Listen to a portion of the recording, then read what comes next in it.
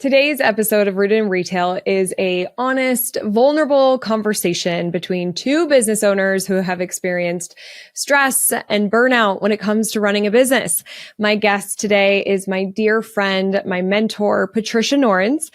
She was on the show earlier for episode 20, where we talked all about leasing in real estate. But today we are talking about how hard life can get. And Patricia went through a challenging time, really struggling this year, and she made it out alive. Thankfully and obviously, but she had to go through, really walk through the fire to get to the other side. And there were a lot of tools that helped support her to get her there. And so I love this conversation so much because she gives us actual tools that you can use, that you can do right after this episode. If you are going through a challenging time, if you don't feel like yourself, or if you really want to set yourself up for success when it comes to the holidays, because this episode is airing in October of 2023, where the whole month is all about helping you overcome or prevent burnout, stress. The holidays are such a busy time of year. And so Patricia has a lot of tools and tactics for you to support you during this time and past this time as well. You know, I mentioned this on other episodes where the things that we were talking about and learning, we're not going to just use them for Q4. These are things that we could really implement into our life to create a more stress-free life and to have more balance, which I know that we all crave. So I'm just so grateful for Patricia's vulnerability and honesty on going through a hard time, but talking about how she made it out and what she did. Like I mentioned, Patricia has already been on the show where we talked about leasing. She is a co-owner of the company Blue Butterfly, which you can check out at bluebutterflyllc.com. And on that website, you could also find Patricia's email if you want to reach out to her. Let her know what you loved about this episode, or if you need some support too. She made that offer at the end of the episode. So be sure to check them out, learn more about Patricia there. She has been a strategic consultant for the retail industry for a couple of decades now. I mean, she is very rooted in retail. It runs in her blood, in her family. She has so much experience when it comes to retail. And so she really understands this challenging time for retailers. We said this offline when we finished recording, but she said, Q4 stinks. Like it can be great. You can be making a lot of your money during Q4, but then you're also making a lot of the money. That means a lot of hard work. Like this can be a really challenging time. So she totally gets it. And both of her and I know that what we discussed today is going to really help support you during this time and beyond. So let's dive into this episode. Welcome to Rooted in Retail, the show that's dedicated to helping independent retailers thrive in today's ever-evolving retail landscape. I'm your host, Crystal Vilkaitis, and I'm thrilled to have you join me weekly as we explore topics that are vital to the success of your store. From marketing to mindset, money to merchandising, sales to leadership, we'll cover it all. Each episode features interviews with industry experts and accomplished retailers who share their real-life insights and actionable advice. Get ready for a great conversation on how to build your dream business with Rooted in Retail. Patricia, welcome back to Rooted in Retail. I am thrilled you're here. Thank you for having me back. It's great to be here. Yeah. So if anyone listened to episode 20, Patricia was a guest and we talked all about leasing. It was such a good episode. If you have any questions about leasing and property and real estate, you got to go back and listen to episode 20. But one thing we talked about in there too is Patricia is my mentor and has been for many years. And we were on a call and we do these check-in calls. And she was like, you know what would be a really good topic for Rooted in Retail? Stress management. And I'm like, oh my gosh, I'm doing a whole October theme about burnout and overwhelm and preparing us for the holidays. Will you please come back on the show? This is such a good idea.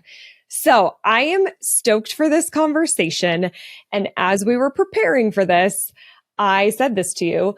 I feel like I need to hear what you're going to be sharing today. I feel like I've been go, go, go. And that's what our retailers deal with during the holidays. And you have so much advice to give us. And so first, will you just share what made you want to talk about stress management?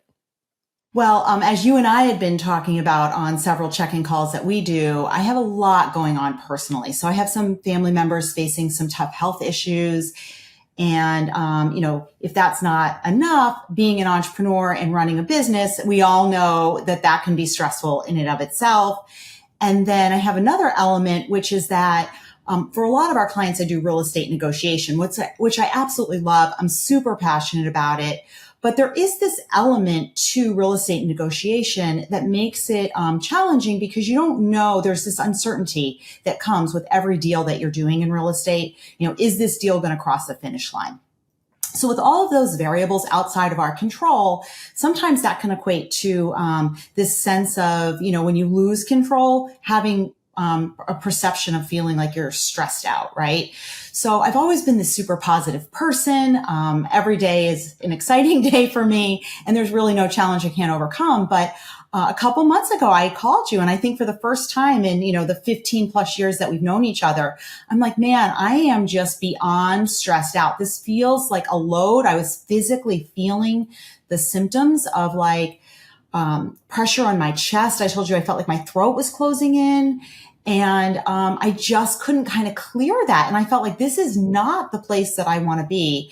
I have got to do something about this. Mm-hmm. And thankfully, I love that you reached out, and I love that you were exploring versus shoving it away and being like, nope, I don't have time for me. I think a lot of us will do that. And it's like, no, I got to take care of my family. I got to take care of my business. I don't have time to take care of myself. And that's why I'm really excited for this conversation today, because we all know if we don't put on our own oxygen masks, then first, right, then we die. So to put it just very honestly. And so we have to really show up. So why is stress management so important? I mean, this is a massive question. And obviously people are thinking and listening like, yeah, I know it's important, but let's really talk about why is this so important? Well, first of all, I'm really glad that you said it's so important to talk about the issues, because I think for a little period of time, I was kind of like, I've got this. I'm the happy, positive person. Why is I don't need to deal with this. And then finally, I just was like, no, this isn't right. This isn't healthy. I need to start to have a conversation. Who can I reach out to in my, friendship, in all of my friendships? And I thought of you, and you were unbelievably supportive. And then that really made me take a step back, do some digging deeper within myself and reaching out for additional resources. And here we are today. And I feel like I have a fresh new perspective on things, and all of that feeling of weight on my chest, closing of my throat, it's totally gone, and fresh new perspective. So in some of the research that I was doing on the impact of stress, because as I've mentioned in prior podcasts, me, I love prioritizing my health. So, we're taking vitamins and supplements here. We love to work out. We eat 20 grams of fiber a day. And I feel like prioritizing your mental health is just as important as some of the things that you do for your body, like running or like taking vitamins. And when we don't take care of it, we can have mental challenges like depression, sleep deprivation. And we're seeing all kinds of research now on the impact of sleep deprivation and memory issues. And then there's the physical problems too, like chronic heart disease, high blood pressure, stroke. So it is so critical that if somebody is feeling, an enormous amount of stress and anxiety, that they figure out some outlets for it so that you are really proactive in the long term for your health.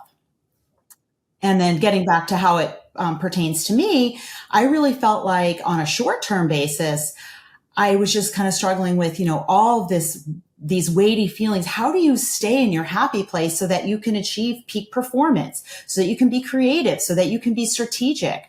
And we know in running a business, it requires all of these things, problem solving. And when you just kind of feel like you're hitting that wall, it's impossible to then, be your best and really be creative and strategic.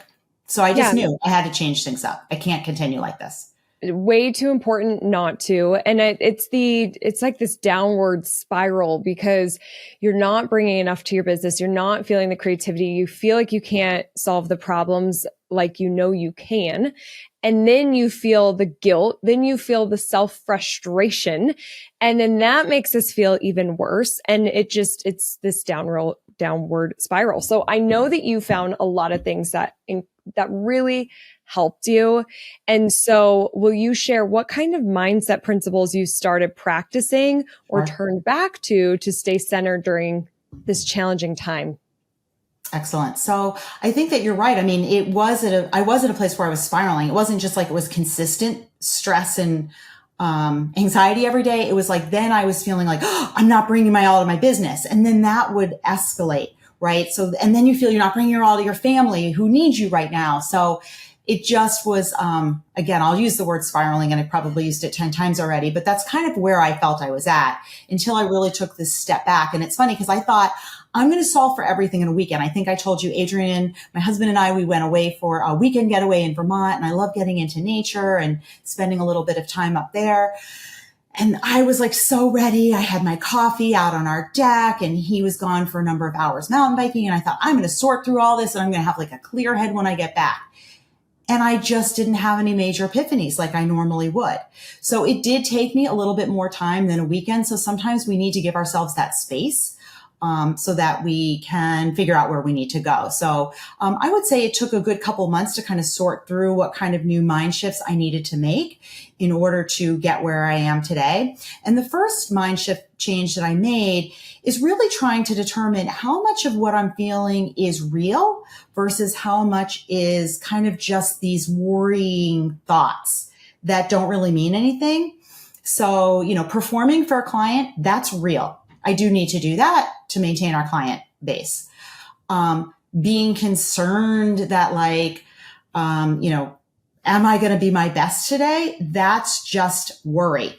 And so I literally took pen to paper and made a list. I divided the paper in half and I made, what are the real things I need to focus on right now that are the items that are cause to maybe have some concern if there hasn't been enough time on them, or there are items that I have uncertainty around, but I can make a change. And then what are the items that are just sheer worry? And I took those worry, I ripped the paper off, took it to the side, and I said, let me spend my time focusing on the items that are real and that I can change. So that was step one. Okay. I love this. I almost feel like we should name it something like the real worry list or something. Like, I love that you're giving us a tool we can use, because you need to get out of your mind sometimes. Like, it's hard to separate those feelings and know what is real. What can I control? What can't I control? We will create problems that don't even exist yet. And it's like, what am I worrying about? I don't even know if this is going to be an issue or not. I don't even know if I'm going to be my best self today or not. Let's just do the day. Let's figure it out versus have it steal our energy. So I love that tip. And I just have to point out one thing that I think is hilarious, that I feel like a lot of listeners can relate to this, is the fact that you were thinking you could solve all your problems in a weekend. Right. That's it. I will come back on Sunday night and have my solution. That's it. All get it done. Done. As entrepreneurs, we're like, we move fast. I don't have time for this. No, I did not have time for this. And this is just not who I am. So I needed to move through this quickly, but sometimes it doesn't always work like that. And it was a good wake up call. You're right. You're exactly. So right. I know, but I just had to point it out, because if anyone's listening and you're like, I am so tired of this, I need my answers. I need this fixed. It took Patricia a few months. When I went through my burnout, it took me a few years. I just could not figure out, and Patricia went through this with me. I could not figure out what I needed to release myself and feel okay and get back into my momentum and have that energy and the creativity. It was so hard. And sometimes I'd feel a little better, and then I go right into it. And it took a couple of years. So just be patient with yourself and have grace. And then you can use some of these tools. So give us the next thing that you used. Okay. I want to say one last thing about that first item. And that is, you and I talk a lot about power of intention and what you put out there to the universe, right? So if on a daily basis, we're spending a lot of our time in that worry mode about things, focused on things we can't change, we're also putting out a lot of negativity to the universe, what could potentially go wrong, instead of thinking about during the day, what can I do to crush today? Yes. So that's the other reason I don't love the worry side of things. And I want to focus on the real actionable items. Yes. Instead of what can go wrong, what can go right? Yes. What if we flip the script and say, what's going to go right today? What's going to surprise me in such a beautiful, amazing way? So Perfect. Good, Patricia. Exactly. Love that. So step two, for me was really recognition and embracing that there's going to be some days where it's stormy outside. End of story, right? Not every day is going to have sunshine. There's going to be some days where it's lightly drizzling and some days where it's going to be like torrential rain or even a hurricane. And that's okay. And so, not being so fearful of like, what if today is a terrible day? It's like, I'm going to just roll with whatever today brings, and some level of acceptance that it's okay if today's not a bad day helped me to, I guess, maybe release some of the fear around what is today going to look like. And this is so good. I think, especially as we go into holidays, that retailers can be like, it's almost like you're holding your breath. Like, right. What am I getting into today? Is my employee going to show up? Are they going to be on time? Are we going to have all is my inventory going to come in? Am I going to have enough bags? Like, so many things that we are going through every day, especially during the holidays. It's heightened. What's the weather going to be doing? I mean, there's so much. And so you can't jump into that mindset and start your day that way. No, I love it. Great advice. So just embracing. There's going to be some rough days, and that's okay. There's going to be some tough customers. That's okay. There's going to be some inventory that may not show or it's late, and that's okay. Yep. So it's really about staying centered even when there are storms and not getting stuck in those emotional highs and lows. And somebody had shared with me a really interesting metaphor. He said, what if regardless of where the storm is happening, picture maybe you're like a ship. You're a tiny, tiny little ship in the middle of the Pacific Ocean during a terrible storm. And instead of focusing so hard on trying to navigate these huge waves, you just kind of sail through. And so, with that, you're not going to go totally crazy on a good day, and you're not going to go totally crazy on a bad day. You just try and balance yourself out. And I thought that was a lovely principle to take into every day too. How can I just try and stay centered today? It's so good. And I think if we're not used to that and we are so caught up, I'm almost thinking for myself, like, how could I apply this? And it might mean we're all so different, but it might mean that you've got a note on the mirror to start the day that way of like, how can I be centered? How can I be balanced? Or an alarm that goes off on your phone, like checking in. Are we centered? Are we balanced? Or if you journal every morning, like, how can I be centered today? You have to integrate this, because it's so easy to listen to it on a podcast and be like, yes, totally agree. I need to be more centered. But then the day happens and you wake up and you forget everything you learned on the podcast. So if this is resonating with you, I really recommend set yourself up for success. Or is it the Post-it on the mirror? Is it the journal entry? Is it the alarm? What do you need to do to really start your day that way? Beautiful. I love that. And then I'm going to mention a metaphor that I was able to take from martial arts that also, as this person was telling me about kind of the suggestion of staying centered even during the storm, I was thinking about how when we have all this anxiety and stress, we're in like a fight or flight mode, right? And like, our adrenaline's running, and like that's why we're starting to feel all these things that we feel inside. And it reminded me of back when I was in college and I was doing martial arts, and it was the kind that I did was Kwan Mukana, very aggressive. You're punching and you're getting punched back and you're learning how to take all these punches. And I would come home from college, and my parents at the time were studying Tai Chi, and their Tai Chi master knew that I was studying this other form of martial arts. So he would say, let me see your karate that you've got. And then he said, why don't we spar a little bit? And so I come in and I'm, jumping up and down, back and forth, taking punches. He's not even moving. He's just completely standing there, centered, calm, smiling even. I've got my serious fight face on, right? And I'm like going in and out. I go to punch him, and he just takes one hand down, and it just like completely blocks the punch. Now I'm like going back in. I'm trying to punch again. He takes a step back. He has not been engaging. This whole time I'm hopping around. My heart's racing. I'm trying to like punch him. And in Tai Chi, there's just this principle that you can do something as simple as move your arm down or take a step back. It's a very subtle reaction to the fighting all around you. And I just felt like there was something about it as I was trying to piece together this, paradigm of how to navigate through these times. That, if we can kind of embrace some of the principles of Tai Chi where we're not in that fight mode, we just take a step back. Man, how powerful. That's a really great story to connect with what we're talking about here. Can you just take a step back? And I'm going to use this. I love that.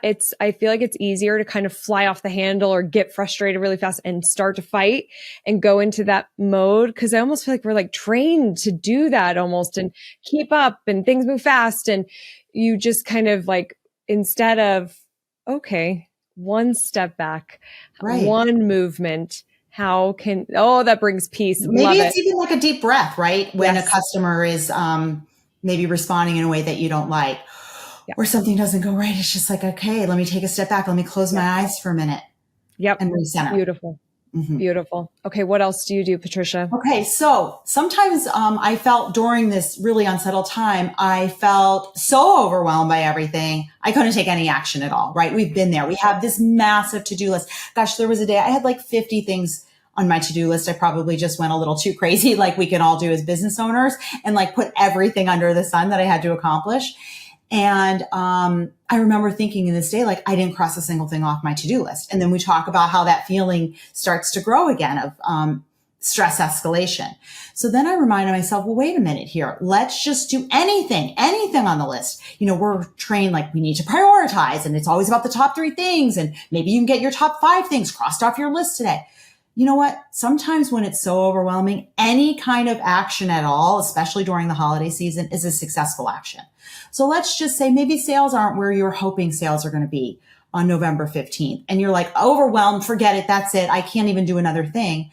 Just take a marketing action. It doesn't have to be the top marketing action. It doesn't have to be 50 marketing actions. Do something. So that's what I reminded myself of on a day where I just really felt very overwhelmed. It's not always about prioritizing and checking everything off the list. It's just about keeping the momentum going forward. Yeah. We are such achievers, right? As entrepreneurs, we want to achieve and do and knock it out of the park. It goes back to having grace. And it so reminds me of a story that I told on Crystal Uncorked, which I'll make this very short.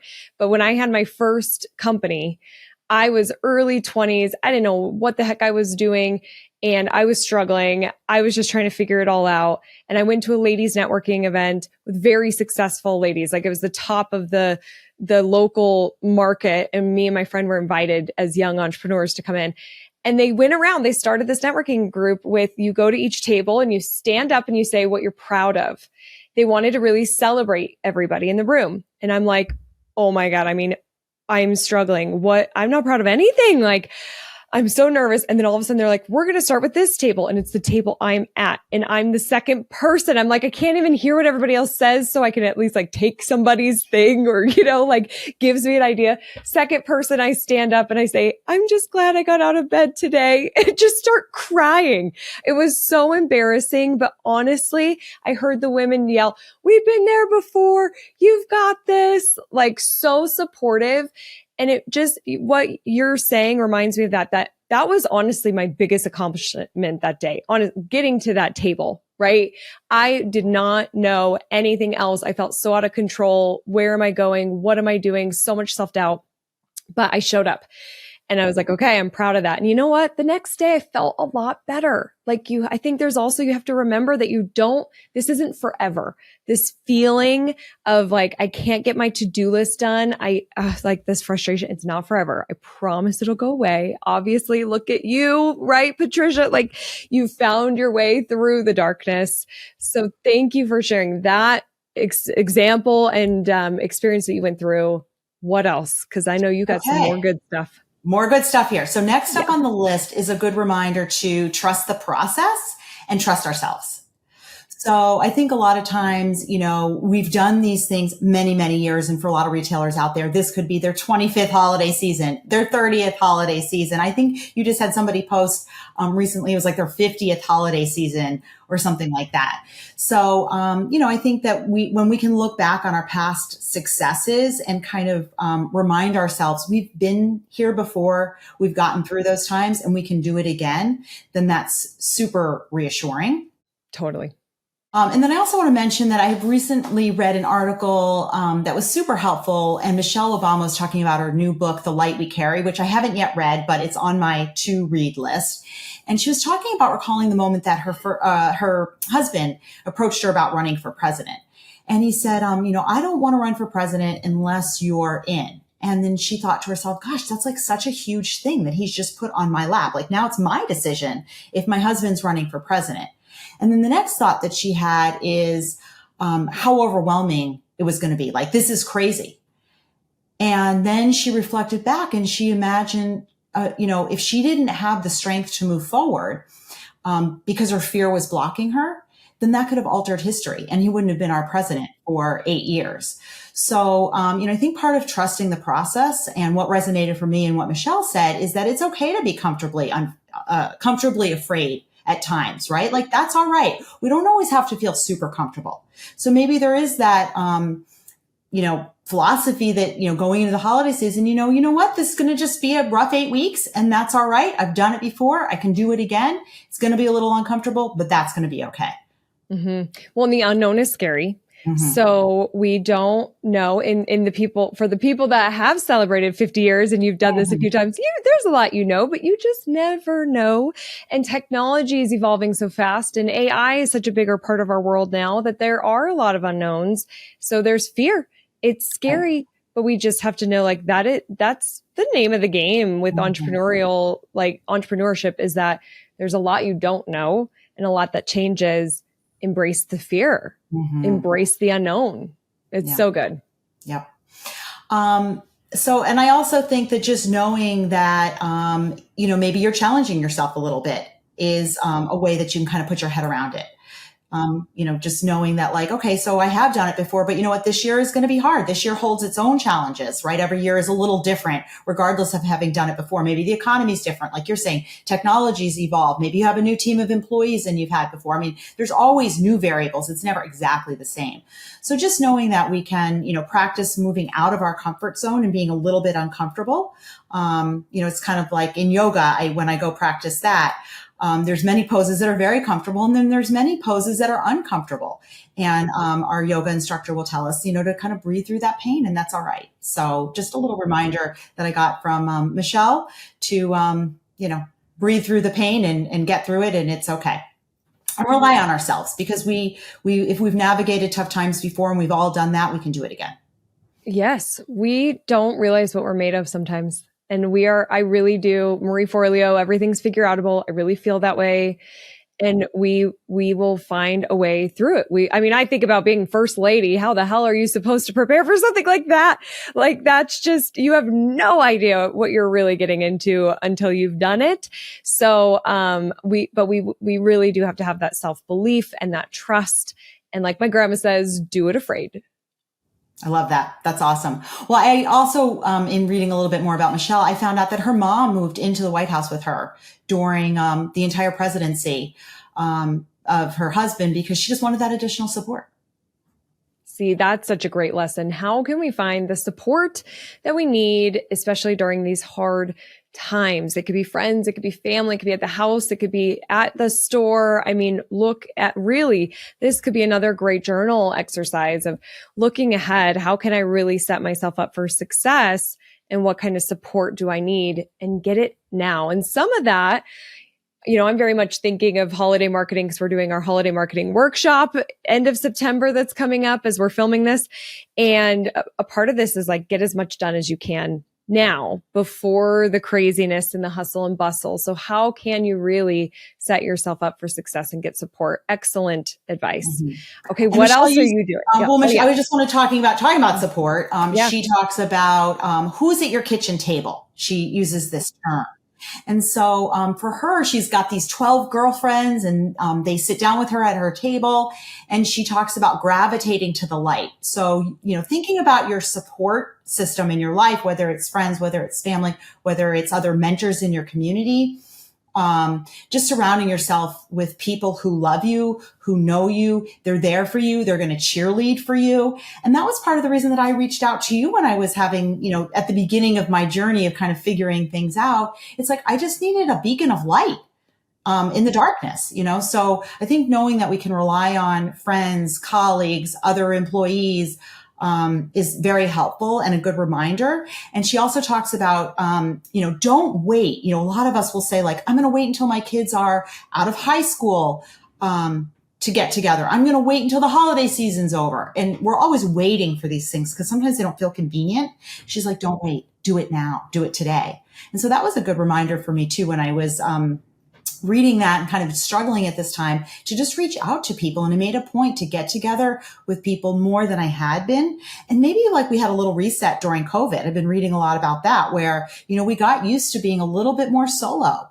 And so now I'm going to encourage everyone, just like I did, is reach out to people that especially when you're coming up on a tough Q4, and get some more support. It's critical. It's so important. I mean, you have to have your tribe, especially I think as an entrepreneur. I love it. And if there is anyone listening to this that's like, I don't really have that friend, or I don't really have that tribe, join our Rooted in Retail Facebook group. There's totally a fly that just landed on my head if you're watching this. But we'll keep going because, that's what happens here. But join our group because we have an amazing, or maybe it's another group. There are a lot of different groups out there that are people like you, but I can't stress enough that I say this in our intro, retail can be tough, but it doesn't have to be lonely. And that's the same that goes with entrepreneurship. So having some of that support and connection, especially during this time, just to know you're not alone, there's so much relief in that. Or somebody saying, oh, I went through that last year too. And you're like, really? I'm not the only one. Like sometimes we feel like we're the only ones that struggle with this problem, which is so like, you and I have talked about that. Like, it feels lonely at the top as an entrepreneur. Yeah. So it's really critical to have other entrepreneurs who are also running businesses who can definitely relate over everything that you're going through and add to it, because maybe they've been there and maybe they've had a solve for one of your challenges, and vice versa. You can give them a solve for, something that you were able to figure out. So that support is just huge, huge. Completely agree. If you're tired of your social media creating little to no results, or you feel like your content has just gotten stale or maybe even boring, I have a brand new free training for you. It's called the Social Media Hooks and Hacks: How to Save Time and Stand Out. This training is going to help you capture your customers' attention from the very beginning, get them to stop the scroll, engage, and act. You're going to stand out from the competition with branded, unique content. It's time to save time and connect with customers like never before with this 80-minute training. You can get it at crystalmediaco.com/hooks, HOOKS, hooks. Don't delay. Watch this training. It's going to transform your content. You're going to love it. Enjoy. And then the other thing that I came up with is the concept of working smarter, not harder. So really focusing on efficiency, right? So I had this massive to-do list as everything under the sun. I need to come in. I'm used to, having a mindset of working at 110%. I'm going to crush it. And then I started doing some reading, and there's some new research that says if we can just bring 80% to our day every single day, we're actually going to get a lot further than bringing 110% to our day every day. Why? Because we get burned out when we're at 110%. And on physical training, there's a whole body of research. I think I talked about this on a podcast a little while ago, where you don't need to train at 100% every day. It's actually better to have many of your workouts throughout the week at a much lighter intensity. And then you do one workout a week where you're going what they call all out, or zone 4. So can we kind of restructure our day so that it's not like, all out 110%. And then like you're 2 weeks in, you're like, oh my gosh, I'm never going to make it through the holiday season. And sometimes I get it. It's what's required, right? We have to get the merchandise on the shelf. We have to do what it takes. And so there are going to be those periods of time, but how can you work in a little more efficiency? So does that mean maybe adding another staff member to help you with unpacking? I brought on some more people to the team. I just realized, you know what? I can justify that. And I was just trying to take on too much myself. My list was like just not achievable in a day. So I scaled the list back and became more realistic on what kind of to-do list I faced every day. And just decided I need to really focus on efficiency and not just this all out craziness of where I was at. hmm I almost feel it's like an opposite feeling that you would think if you were like, I'm going to try to give 80% today versus 110 because 80 feels achievable. And so I feel like you actually are set up for success much easier and it will flow because you're like, oh, I can achieve this. So you will mindset, right? And the belief of us being able to do something versus 110. It's like, well, I really got to push then. And then that feels hard. And it's already going into it being like, this is hard. This is challenging. My mentor, Chris Winfield, talks about 51%. Just be 51%. Like, so even less than 80, that feels so doable. If you look at like I'm going to go into the day and give it 51%, like you can, it feels achievable. And I think we actually get more done. So I love that you said that, especially during this crazy time of year. You're just reminding me, I have another entrepreneur that I've been friends with and we've done accountability calls together. And her whole approach every day is just her top 3 items. She puts it on a tiny little Post-it note. She never has a list of 50 items or 20 items or 10. It's always just what are the top 3 things that she needs to get done today. And that's all she ever has in front of her.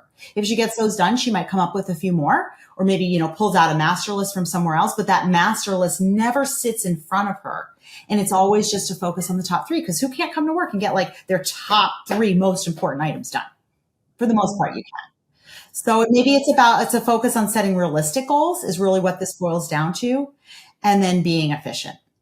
And so that creates efficiency because you're being very strategic and clear on what does move I almost said move the noodle. That's a new one, but move the needle. Like where are you going to see the most effort? What are the top 3 things? And, we hear people say that all the time, the top 3 things to really get your business to where you want to go. But we don't take the time to figure out the top 3 things. And I know that everybody listening could find 10 minutes in their day to really stop and be like, what are the 3 things? Where can I really support myself? And then it feels so freeing just to think about only doing those 3 things. You're going to get more than those 3 things done. But we're going to go into it just being like, this is my only focus. And if I get these things done, when I get these things done, I'm on top of the world because I say it a lot. I set myself up for success and then that fuels momentum. Then you feel like, oh, okay, what else can I do? Because I feel so accomplished today and I did the stuff that's really going to support my business. So think of those 3 things. So good. I love how many tips and tools you're giving us in this episode, Patricia. So good. And then I'm going to say, and this is something I just think we don't do enough as entrepreneurs. And this is, kind of like the final prong that really helped me was taking a step back to, first of all, make sure on a daily basis, I'm focusing on gratitude. And then secondly, celebrating successes. So, I think both of those things are critical. I think again, it's easy when we're in a place of stress and anxiety to focus on what we don't have, to focus on, all the worry or what could happen. And when we shift over to gratitude, then we're focusing on what we have, what, we're grateful for instead of fears that may not even be real. Exactly. Gratitude was a big part of my therapy. When anytime I want to talk, this fly just wants to come hang out with me. But in therapy, we would often, it would come back to gratitude and that being in a grateful state, it really, I feel like makes you notice what does matter and it makes you feel like the rest is easier to deal with because there is so much good. Typically, I know sometimes we're going through very hard times, very traumatic times. There can be a lot going on in life, but when we do take this moment, we can find the things to be grateful for. And when I was at a conference last week, ALA, the keynote speaker was Steve Rizzo, and he was saying something along the same lines. And he's like, we always look at what's not working, but what if we look at what is and what has? And that goes with your celebrating piece. Like we just get so caught up in because we're achievers and we're trying to do. And it's like, oh, but I didn't exactly get it where I want to do, or yeah, we did that, but I want to climb this mountain over here. And it's like, when he said that, it was like, whoa, if I really think about all the stuff that we have done, we've done so much. And imagine if I thought about all those things as much as I think about the things we haven't done yet. Like it's flipping the script. So talk a little bit more about celebrating. What have you been doing to celebrate? Well, I want to first share that you and I have set a goal that just to kind of show what a celebration could look like. Crystal and I are planning in the very near future to go to New York. We're going to rent a limo, a very big limo, not just like a sedan car. We're going to open up the rooftop because we both set very big goals for our businesses, and she's reached her goal that she set. I believe that we're going to reach our goal by the end of this year. Yay. And so in January, if it's not too cold, maybe we want to wait till spring. I don't know, but I'm all about getting there as soon as we can to celebrate. We are going to rent a limo. We're going to pop some champagne in the back of the limo, open up the skylight, and stand up and just scream at the top of our lungs that we got to our goal. And all this time I've been envisioning it because we set this goal several years ago. It was a longer term goal. Right. And just to know that we're both there, and it's the same goal, really. It was a certain revenue goal that we both wanted to get to. And so that's going to be huge for us to do our New York celebration. Yes. Sometimes it's as simple now as going downstairs and over dinner, telling my husband, hey, I got my top 3 items accomplished on my list today. Yep. Or, hey, you know what? I'm really feeling grateful that we have our clients that we have, so switching it back to gratitude. Yep. Or, hey, we had a really good month. Isn't this exciting? Mm-hmm. So it's just, I think, really about breaking down the successes for me right now into really small bite-sized pieces, and almost on a daily basis trying to think about like what you just said, what's going right with the business, instead of like what I'm not happy with or what I wish I could be doing more of. It's kind of focusing on what I'm happy about. Mm-hmm. Yep. I love it. And I almost see this store doing, if this is at the end of each day or at the end of the week, like turn on some music and have a little celebration party that you just like, and another week we did it, mm-hmm. And maybe there are records you broke, milestones that you achieved and hit, or maybe not. It's just that you survived another day. Let's celebrate. You're in business. You've got amazing customers. You've got to show up. Did you just grab your bell? I did. Yes. You got me. Yeah, I did. I'm going to share the bell. I'm like, oh my gosh, why didn't I share the bell? Yes. Sorry, Crystal, I didn't mean to interrupt. Please. I mean, Crystal was talking about, having these daily celebrations, and I'm all about daily celebrations on a big level. So, anybody who knows me knows that I have a bell on my desk, and, we do a lot of team meetings and client meetings. And anytime there is a success story shared, which is almost on a daily basis, somebody gets a bell ring. And it may seem a little hokey. And at first people are like, wait, she just rang a bell. Like, when new people join my team, or like sometimes even with clients, I'm like, I'm going to prepare you. There's going to be some bell ringing. They're like, what are you talking about? I said, I like to ring a bell when we're hitting our success metrics. And they kind of, you could see like they're a little bit, maybe reluctant, I guess, to kind of buy in, like, oh, okay.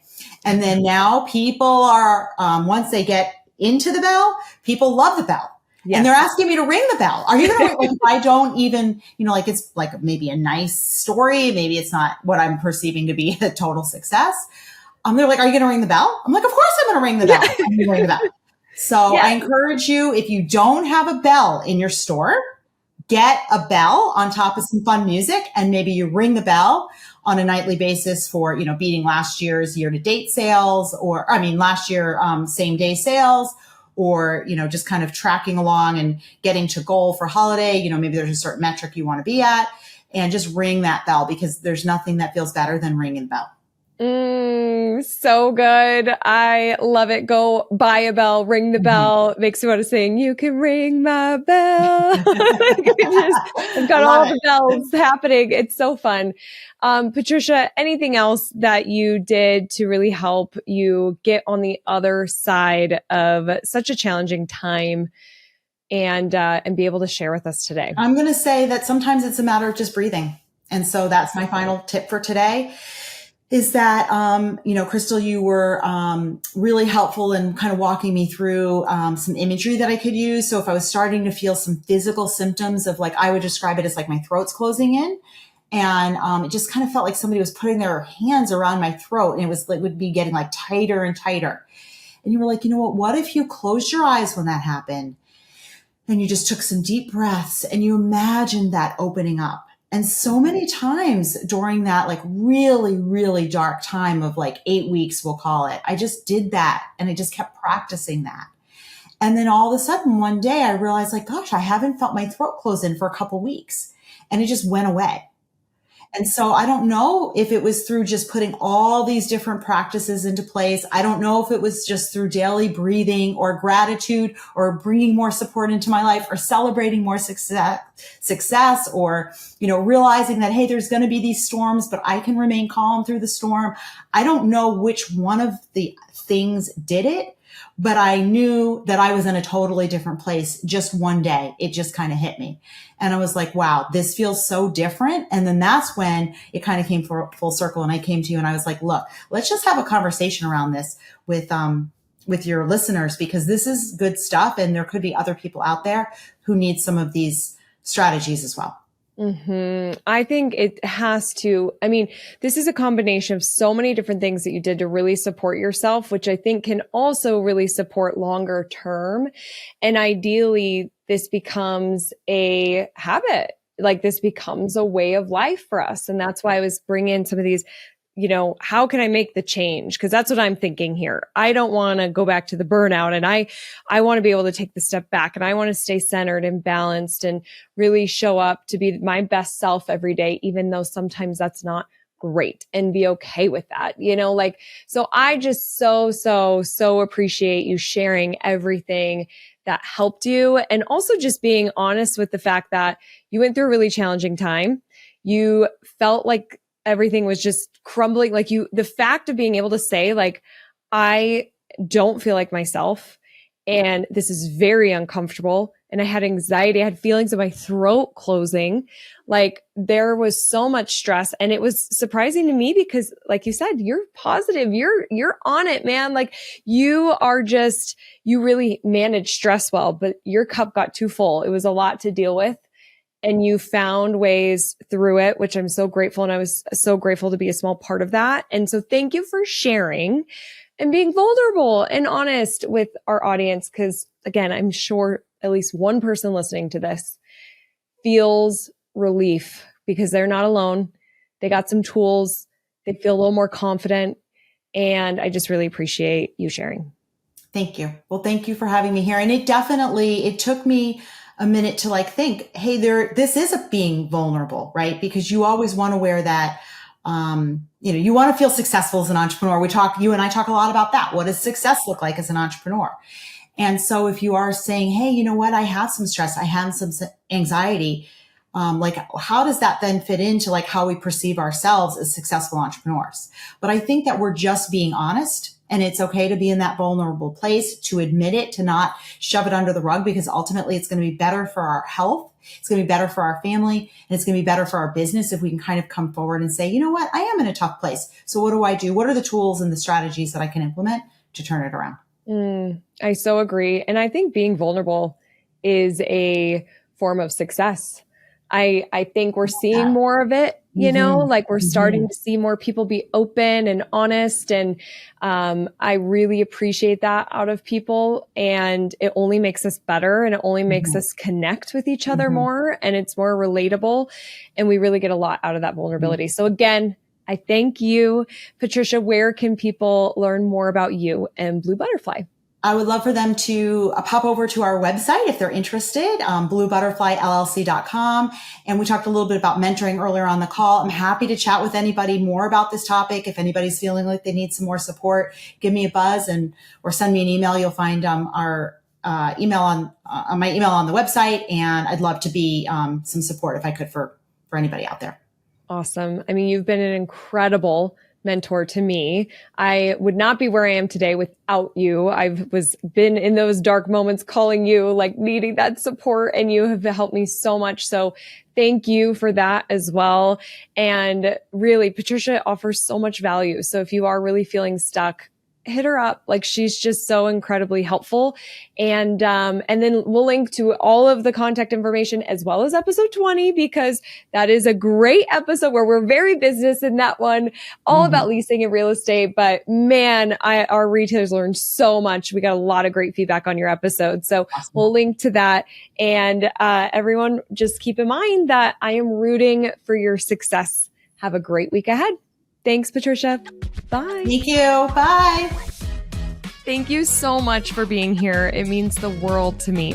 Don't forget to join the Rise and Shine newsletter, which is social media news you need to know, sent via email every Monday morning.